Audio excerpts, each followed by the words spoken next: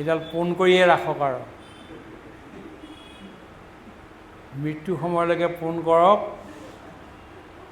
জ্ঞানীসকলক নমস্কাৰ কৰিব, কিন্তু স্বাৰ্থৰ লোভত কৰিবলৈ ক'তো মানে ৰাজহাড়ডাল বেকা নকৰিব।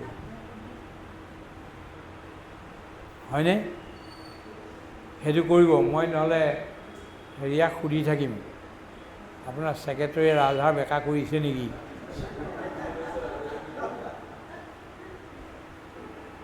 এতিয়া আজি কেইদিনমানৰ আগতে বৈভৱ ৰাজবংশী নামৰ ল'ৰাটোক আপুনি সকলোৱে জানে। সি অদ্ভুত কাম কৰিছে। হে? সূৰ্যবংশী, তেওঁ অদ্ভুত কাম কৰিছে। এই 14 বছৰীয়া বা 15 বছৰীয়া ল'ৰাহে 20-25 বছৰলৈ আৰু কি কৰিব, চব মানে যিমানবিলাক এতিয়ালৈকে ৰেকৰ্ড কৰিছে পৃথিৱীৰ মানে চব ভংগ কৰি দিব, যে ঠিক চলি থাকে। তাক এটা প্ৰশ্ন আজি কেইদিনমান আগতে সোধা হৈছিল যে বুমৰাহে যেতিয়া, জছপ্ৰীত বুমৰাহ, তেওঁ যেতিয়া বলটো মাৰে তোমাৰ ভয় নালাগেনে? সি কি ক'লে, মই কোন মানুহে মাৰিছে সেইটো নাচাওঁ, মোৰ কেৱল লক্ষ্যটো বলটোতহে আছে, বলটোহে চাওঁ, মই ইফালে সিফালে নাচাওঁ।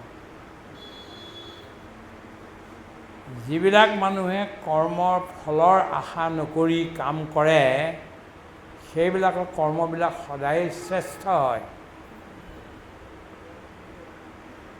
আৰু যিবিলাকে ফলৰ আশা কৰি কৰ্ম কৰে, তেওঁৰ কামবিলাক বৰ নিকৃষ্ট প্ৰকাৰৰ হৈ যায়, বহুত ফেইল মাৰি যায়।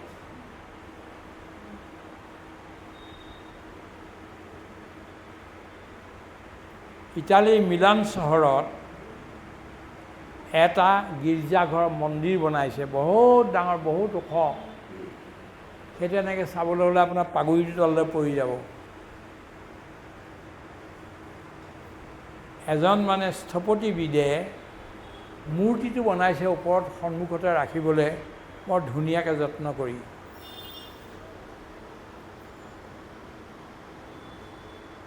সেই স্থপতিবিদজনৰ নাম হ'ল মাইকেল এঞ্জেলো। মাইকেল এঞ্জেলোৰ বহুত কাহিনী আছে, কেতিয়াবা ক'ম মই বাৰু। তেওঁ সুধিলে যে মানুহেতো পিছফালতো নেদেখে মানুহ ওপৰত, তুমি পিছফালতো ইমান ধুনীয়া কৰিবৰ কাৰণে কেলৈ যত্ন কৰিছা? বাহিৰৰ যিফালে মানুহ দেখা পায় ইমানকণ ধুনীয়া কৰি দিলেই হয়। তেতিয়া ক'লে যে মই যিটো বস্তু কৰিছোঁ নহয়, কিবা প্ৰশংসা পাবৰ কাৰণে নহয়, ভগৱানক সন্তুষ্ট কৰিবৰ কাৰণে কৰিছোঁ।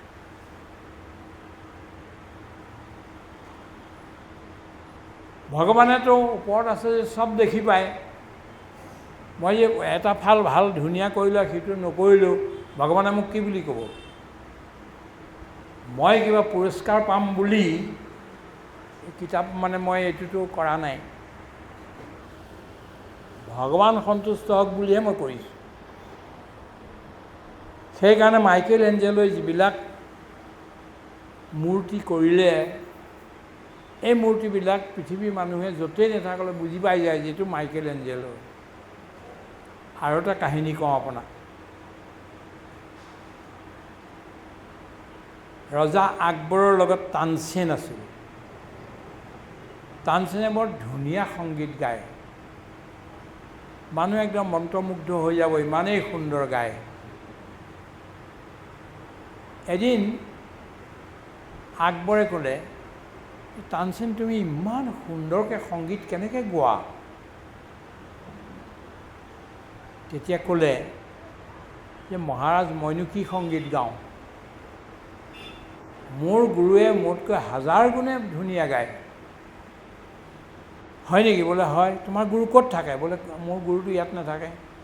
ক'ত থাকে? জংঘলৰ মাজত সৰুকৈ এটা জুপুৰি তৈয়াৰ কৰি আশ্ৰম এখন কৰি তাত তেওঁ সংগীতৰ সাধনা কৰিছে।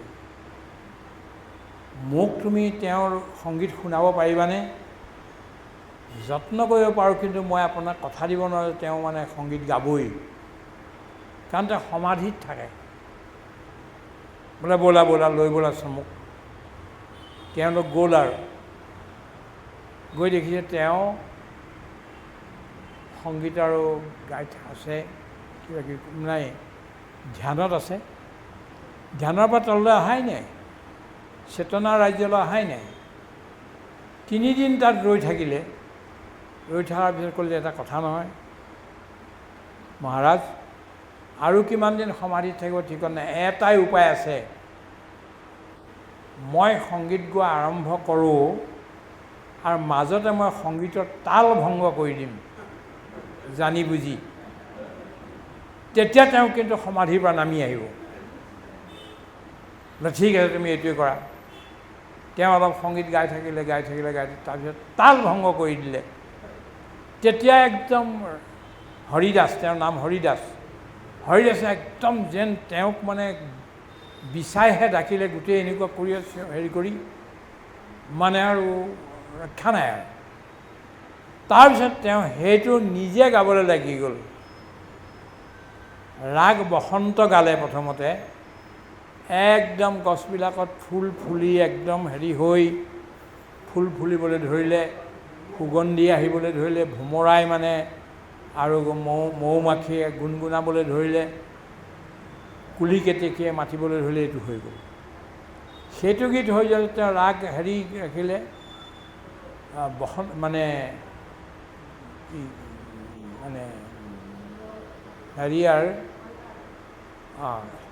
যিটো গোৱাৰ লগে লগে বৰষুণ আহিবলৈ ধৰিলে নিজে নিজে খুব জোৰত। মলহাৰক গাবলৈ লাগি গ'ল, সেইটো বৰষুণ আহিবলৈ ধৰিলে। তাৰপিছত অন্য এটা গালে অন্য এধৰণে আহিবলৈ ধৰিলে, গোটেই পৰিৱৰ্তন হৈ গ'ল বাতাৱৰণটো। তেতিয়া সুধিলে আকৌ, তাৰপিছত তেওঁ সমাধিলৈ গুচি গ'ল আৰু। তেতিয়া সুধিলে যে তোমাৰ গুৰুৱে ইমান সুন্দৰকৈ কেনেকৈ গাব পাৰে? তেতিয়া ক'লে, জাহাপনা, মই আপোনাক সন্তুষ্ট কৰিবৰ কাৰণে গীত গাওঁ। মই এজন দৰবাৰী। আপোনাৰ যি দৰবাৰ লাগিছে ৰাজসভাত সংগীত গাওঁ কেলৈ? পইচা কেইটামান পাবৰ কাৰণে। মোৰ গুৰুৱে এইবিলাকৰ কাৰণে সংগীত নাগায়, তেওঁ ভগৱানক সন্তুষ্ট কৰিবৰ কাৰণে ধ্যান কৰে আৰু সংগীত গায়, সেইকাৰণে তেওঁৰ সংগীত ইমান সুন্দৰ। গতিকে মোৰ কোৱাৰ তাৎপৰ্য এইটো, আপুনি কৰ্ম কৰি চাওক, ভগৱানৰ আদেশ বুলি যদি আপুনি কৰ্ম কৰে, তেতিয়াহ'লে এই লোভমোহবিলাক নাথাকিব, কৰ্ম অত্যন্ত সুন্দৰ হ'ব।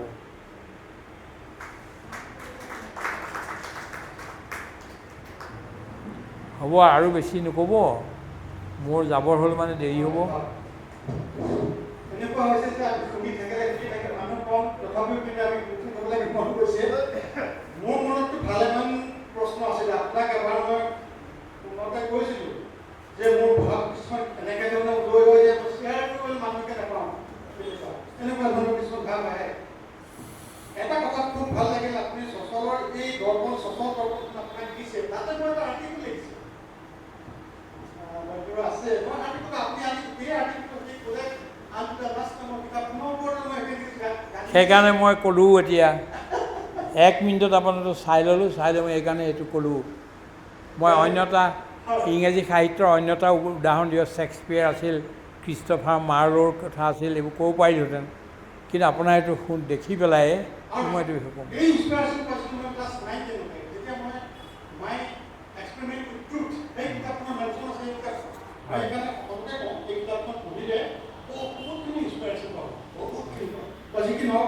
মোৰ এটা সামান্য প্ৰশ্ন, মই ভগৱানৰ ওপৰত নহয়, আধ্যাত্মিকতাৰ ওপৰত নহয়, সেইটো হৈছে যে নিসংগতাৰ ওপৰত আপোনাৰ জীৱন পৰিক্ৰমাটো মই আপোনাক জানো।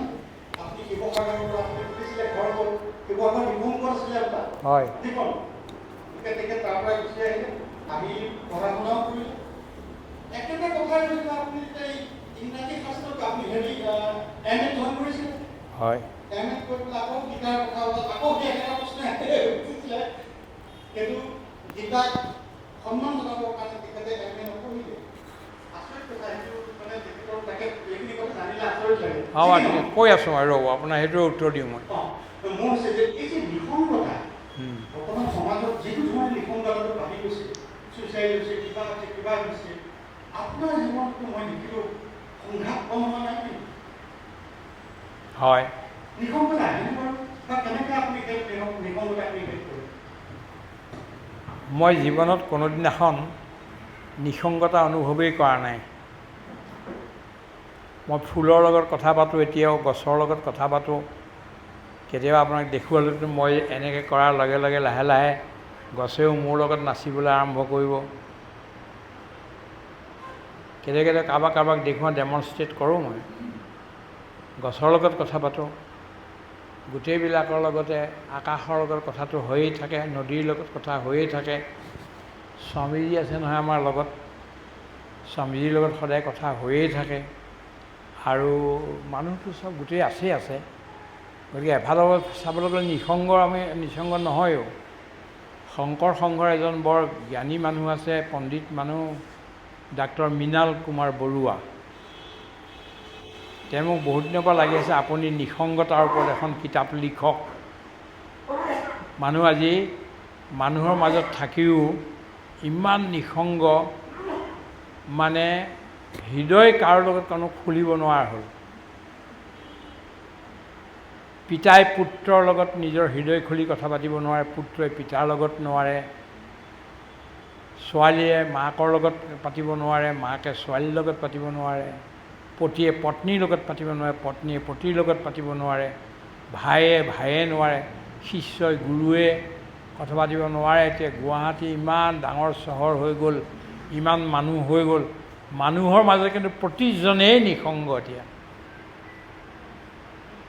বৰ ডাঙৰ ৰোগ হৈছে এইটো। প্ৰতিজন মানুহে এতিয়া নিসংগ, নিজৰ হৃদয়ৰ কথা কোনেও কাকো এতিয়া ক'ব নোৱাৰা এটা অৱস্থা। নিজেই ঘুটনত মানে ঘুটি মৰিছে ভিতৰত। গতিকে অলপ ৰাদাৰ দেন মাই চেল্ফ, পৃথিৱীত আটাইতকৈ ডাঙৰ ঘোষণাটো হৈছে, সাহসিক ঘোষণাটো হৈছে, মই মোক ভাল পাওঁ। I love myself. That is the greatest proclamation, declaration given by a human being. মই মোক ভাল পাওঁ বুলি ওপৰে ক'লে নহ'ব নহয়। সঁচাকৈ ভাল পাইছেনে? যদি সঁচাকৈ ভাল পায়, তেতিয়াহ'লে মিছা কথা কেনেকৈ ক'ব?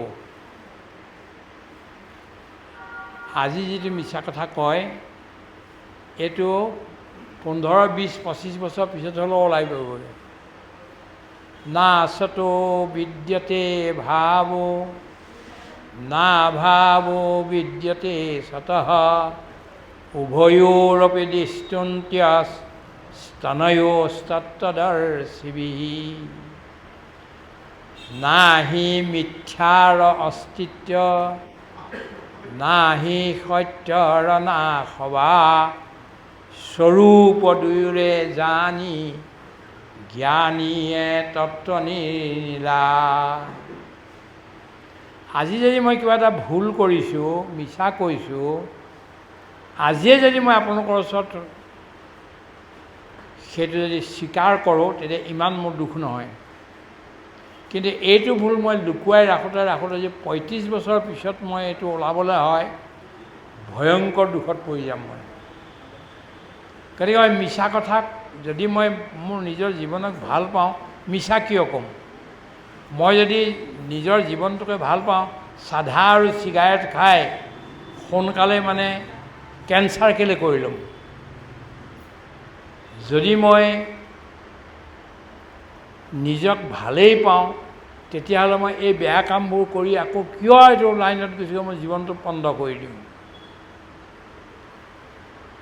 যিজনে নিজক ভাল পাব, তেওঁ প্ৰতিজ্ঞা কৰে যে মই সত্যৰ পৰা বাহিৰলৈ নোলাওঁ।